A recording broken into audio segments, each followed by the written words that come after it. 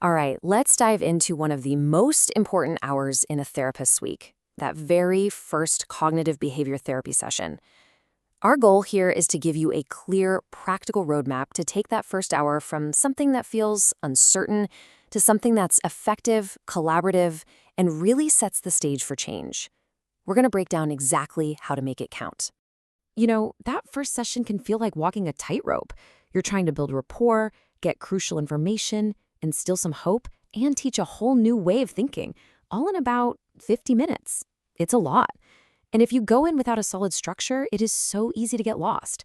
A disorganized session can honestly undermine the whole process before you've even really started. So, how do we master that tightrope? Well, we practice what we preach. We start with a clear agenda. So, for our time together, we'll first look at the overall roadmap.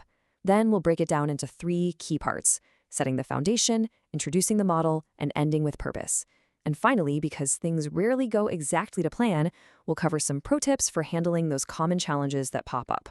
I want you to think of this first session as a journey with 10 distinct steps. Now, this isn't about being rigid or robotic. Not at all. It's about being reliable. When you have a clear, predictable path, it lowers anxiety for both you and your patient. They know what to expect, and so do you. We can really just chunk these 10 steps into 3 main phases. First, there's the initial part. This is all about getting oriented and building trust. Then you've got the middle part, which is where we really get into the core work of CBT.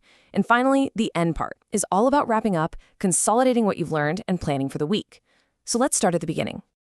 Those first 15-20 minutes are absolutely crucial. This is where we shift from being a stranger to being a collaborative guide. We're demystifying what therapy is, and we're starting to build that therapeutic alliance. That feeling that you're a team working together on the same problem. So what are we actually doing here? 4 key things. We set an agenda, which empowers the patient. We do a quick mood check to see where they are right now.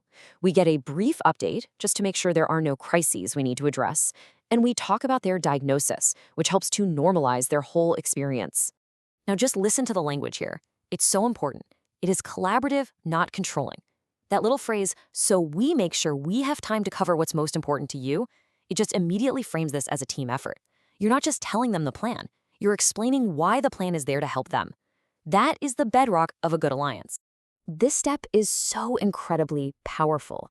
When we explain depression, for example, as a real illness with a known set of symptoms, like trouble concentrating or low motivation, we're doing something huge. We're lifting that crushing burden of self-blame. All of a sudden, their struggles aren't character flaws like, "I'm lazy." They're symptoms of a condition that is treatable. And this is one of the best tools in the entire CBT toolkit, the dark glasses metaphor. It's brilliant because it makes a really abstract idea, cognitive distortion, feel tangible and, more importantly, hopeful. It externalizes the problem. It says, hey, it's not you that's broken, it's the lens you're looking through. And of course, the best part is the implication that we can clean that lens. Okay, so once you've laid that foundation of trust and hope, you're ready to move into the heart of the session. This is where we introduce the engine of CBT, the cognitive model itself. The key here is to keep it super simple and direct. For a lot of people, this is a completely revolutionary idea. The idea that it's not the event itself, but our interpretation of the event that actually creates our feelings. And the best way to teach this is to just break it down into a really simple flow. First, what was the situation? Second, what were the automatic thoughts that popped into your head? And third, what was your reaction, emotionally and behaviorally? That 3-step process is the basic building block for everything we're going to do. And here's the golden rule. You always use the patient's own example. Look how this makes it so concrete for Sally. The situation, lunch with classmates, wasn't inherently sad. The sadness came directly from that thought, "They're smarter, I'll flunk." This is the light bulb moment we're aiming for, where they see that connection for the very first time. This right here, this might be the single most important idea that your patient walks away with from the first session. You're just planting a seed. The goal isn't to debate the thought or prove it wrong. Not yet. It's just to introduce a tiny sliver of doubt. This one little sentence opens the door to curiosity, and it creates the space we need to start evaluating thoughts later. All right, so you've introduced this huge new idea. Now how you end the session is every bit as important as how you started it. A good ending doesn't just wrap things up, it consolidates the learning and empowers the patient with a real plan. It's the bridge between what happens in your office and their actual life. The ending has 3 parts that are absolutely non-negotiable. First, you ask the patient to summarize what they're taking away. This is how you know what actually landed. Second, you set and review the homework together to make sure it feels doable. And third, maybe the most important part, you ask for feedback. Take a look at this example of Sally's first homework. See how manageable this is? It's not some giant, overwhelming to-do list. It's reading a coping card, maybe jotting down some thoughts, and planning one enjoyable thing. And that first item, read this list twice a day, that's about building a simple habit of self-monitoring right from day 1. I know this question can feel a little intimidating to ask, but you have to do it. It communicates so much respect and it strengthens the alliance more than almost anything else you can do. It gives your patient a voice and it gives you invaluable information to correct course if something didn't land right. Okay, let's be real for a minute.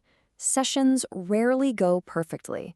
Experience teaches you to expect some bumps in the road. So think of these next few points as some advice from a seasoned supervisor for when you inevitably hit a snag. This is a classic fear, right? What if you try to set an agenda and your patient just says, I just want to talk? They might feel like you're being too rigid, or maybe there's something really pressing that they think you're going to miss. The magic word here is flexibility. First, check yourself. Were you being collaborative or are you being a little prescriptive?